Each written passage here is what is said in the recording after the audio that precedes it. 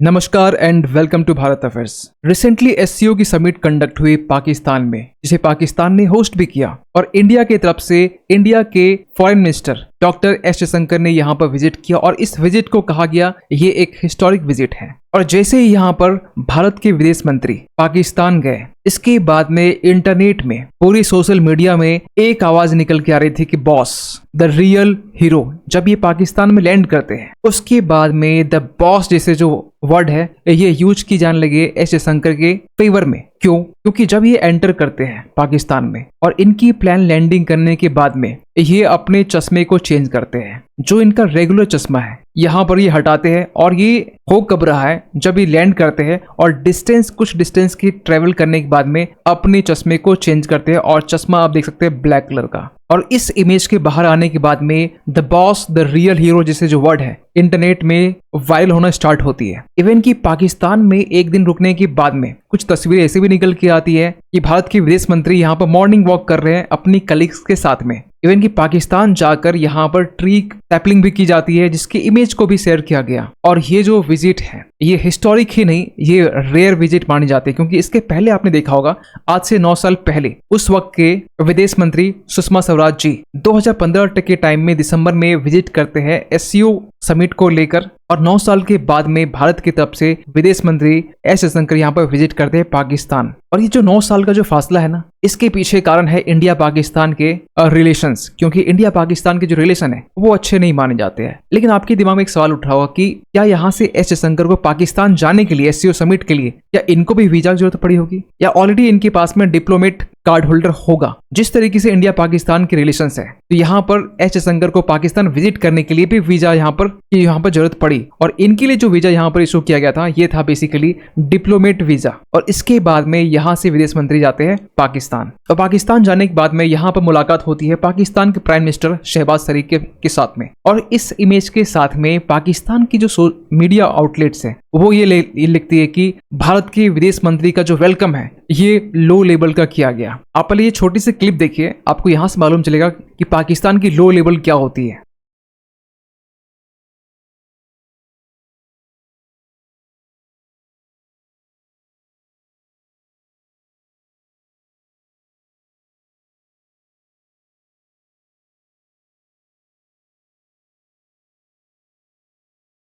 जिस तरीके से आपने देखा कि पाकिस्तान के प्राइम मिनिस्टर शहबाज शरीफ कुछ सेकंड तक हैंडशेक के लिए हाथ को आगे बढ़ाते रहे, इसके बाद में कुछ सेकंड बाद में हैंडशेक होता है, सारी चीजें नॉर्मली हमें दिखाई दी। लेकिन पाकिस्तान का मीडिया लिखता है कि ये लो लेवल का वेलकम था जो शहबाज शरीफ इंडिया के फॉरेन मिनिस्टर की यहाँ पर की है।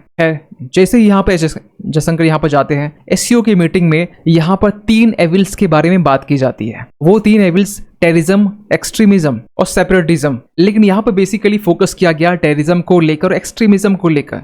और साफ साफ यहाँ पर एस जयशंकर पाकिस्तान जाकर एससीओ की मीटिंग में ये कहते हैं कि आतंकवाद के साथ हमारा व्यापार नहीं हो सकता है, जो देश जो टेररिज्म को बढ़ावा देता है उनके साथ में हमारा जो ट्रेड है वो नहीं हो सकता है। और ये बातें तब निकल के आती है जब पाकिस्तान के प्राइम मिनिस्टर शहबाज शरीफ एससीओ को समिट में बात करते हैं कि जो रीजनल कनेक्टिविटी है उसमें इन्वेस्टमेंट करने के लिए यहाँ पर अर्ज की जाती है। और ये जो रीजनल कनेक्टिविटी है यहाँ पर बात की जा रही है एससीओ कनेक्टिविटी फ्रेमवर्क के बारे में, जिसको लेकर पाकिस्तान के प्राइम मिनिस्टर शहबाज शरीफ ने यह कहा कि हमें यहाँ पर सीपेक जो कि चाइना पाकिस्तान इकोनॉमिक कॉरिडोर है, जो इंडिया के पीओके से होकर गुजरा हुआ है, इवन कि आप इस तस्वीर में देखेंगे, जो कि चाइना के कासगढ़ को कनेक्ट करती है ग्वादर पोर्ट से। और इसको लेकर इंडिया ने कंसर्न भी जाहिर किया है एक लंबे टाइम से। इसको लेकर यहाँ पर पाकिस्तान के प्राइम मिनिस्टर कहते हैं कि हमें सीपेक को एक्सपेंड करने की जरूरत है और इसके लिए यहाँ पर इन्वेस्टमेंट चाहिए, क्योंकि चाइना जिस तरीके से पहले सीपेक में इन्वेस्टमेंट किया, बिलियंस ऑफ डॉलर की इन्वेस्टमेंट यहाँ पर की,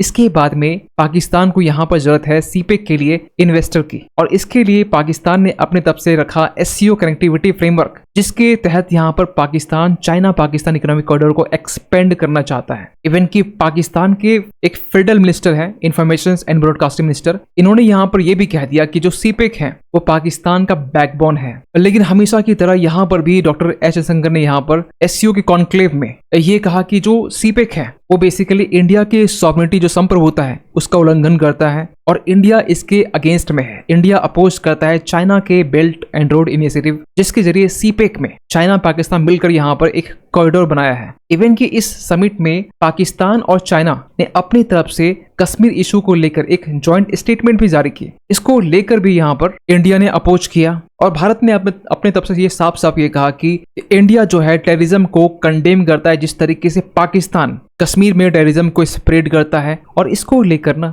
चाइना एक लंबे टाइम से पाकिस्तान को सपोर्ट भी प्रोवाइड करता है। इवन कि चाइना ने यहाँ पर पाकिस्तान के लिए भी कह दिया जो बातें इंडिया के लिए कहनी चाहिए थी कि China says will firmly support Pakistan anti terrorism efforts, क्योंकि आज के टाइम में चाइना ये मानता है कि पाकिस्तान टेररिज्म को फेस कर रहा है और इसके लिए पाकिस्तान ने एंटी टेररिज्म एफर्ट्स लगा हुए हैं और यहाँ पर चाइना इसे सपोर्ट करता है। इवन कि भारत के विदेश मंत्री ने यहाँ पर यह भी कहा कि टेरर एक्टिविटीज के साथ साथ यहाँ पर जो बॉर्डर के इश्यूज हैं इससे हमारे जो ट्रेड है वो बूस्ट नहीं हो सकते हैं। और फाइनली यहाँ पर एस जयशंकर ने यहाँ पर यह भी नसीहत दे दी, अगर पड़ोसी के साथ जो रिलेशंस है, जो संबंध है, अगर वो बिगड़े हुए हैं, वो अच्छे नहीं है, मतलब ये है कि हमें इंट्रोस्पेक्ट करने की जरूरत है। इवन कि इसके अलावा यहाँ पर यह भी कहा गया कि जो कॉपरेशन है इसकी सिग्निफिकेंस को समझने की नीड है, क्योंकि यहाँ पर कुछ देश ऐसे भी है जो चेरी पिक जो ग्लोबल प्रैक्टिसेस है उसको बढ़ावा देते हैं और इससे कहीं ना कहीं जो एससीओ है ये आगे प्रोग्रेस नहीं कर सकता, क्योंकि आज के टाइम में जो पूरा वर्ल्ड दो वॉर को फेस कर रहा है। एक तरफ रशिया यूक्रेन वॉर जिसको लेकर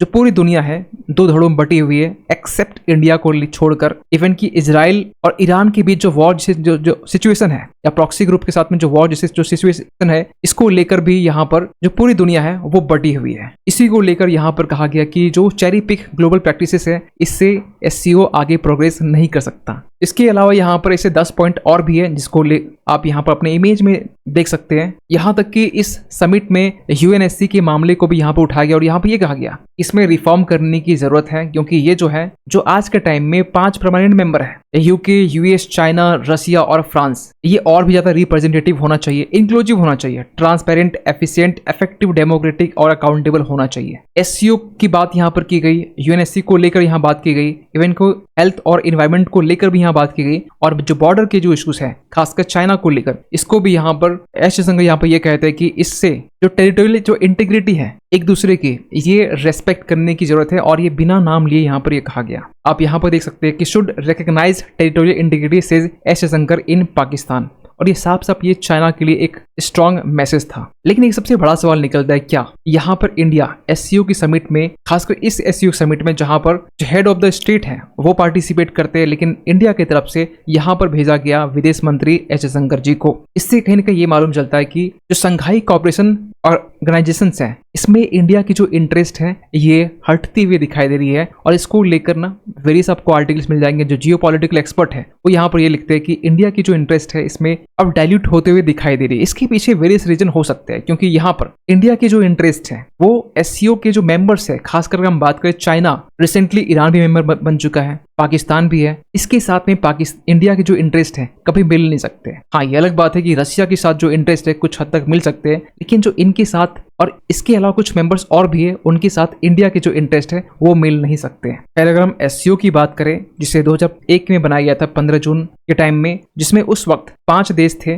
Kazakhstan, China, Kyrgyzstan, Russia, Tajikistan और उज्बेकिस्तान। इसके बाद में यहाँ पर 2002 के टाइम में एक चार्टर तैयार किया जाता है और इसको लेकर 5 जो कंट्रीज हैं जो थे वो साइन करते हैं। 2003 के टाइम में ये फोर्स में आता है, 17 के टाइम में इसे पाकिस्तान, इंडिया को इंक्लूड किया जाता है, 23 के टाइम में ईरान इंक्लूड होता है, और इस बार 2024 में बेलारूस भी इंक्लूड होकर ये 10 कंट्री, एक 10 मेंबर का एक ग्रुप बन चुका है एससीओ। चाइना तो कभी कभी ये कहता है कि ये जो एससीओ है ये नाटो के अगेंस्ट काम करता है, नाटो की काउंटर पार्ट में इसे बनाया गया है। आपको ये भी बता दें कि एससीओ मेंबर्स में 10 ही मेंबर नहीं है, इसमें यहाँ पर 14 डायलॉग पार्टनर्स है और 2 ऑब्जर्वर स्टेट है, जिनमें से एक अफगानिस्तान और मंगोलिया है। अफगानिस्तान बेसिकली यहाँ पर 21 के टाइम में जब यहाँ पर तालिबान की सत्ता आती है, इससे यहाँ पर ऑब्जर्वर स्टेट्स का दर्जा जो है वो छीन लिया जाता है। और एससीओ की बेसिकली जो ऑब्जेक्टिव है ये mutual trust and good relation जो अमंग द मेंबर स्टेट्स है, इसके बीच में पोस्टरिंग करना है, प्रायोरिटाइज करना है। इवन कि ये भी कहा जाता है कि जो एससीओ है ये जियोग्राफी के मामले में और पॉपुलेशन के मामले में पूरे वर्ल्ड का लार्जेस्ट रीजनल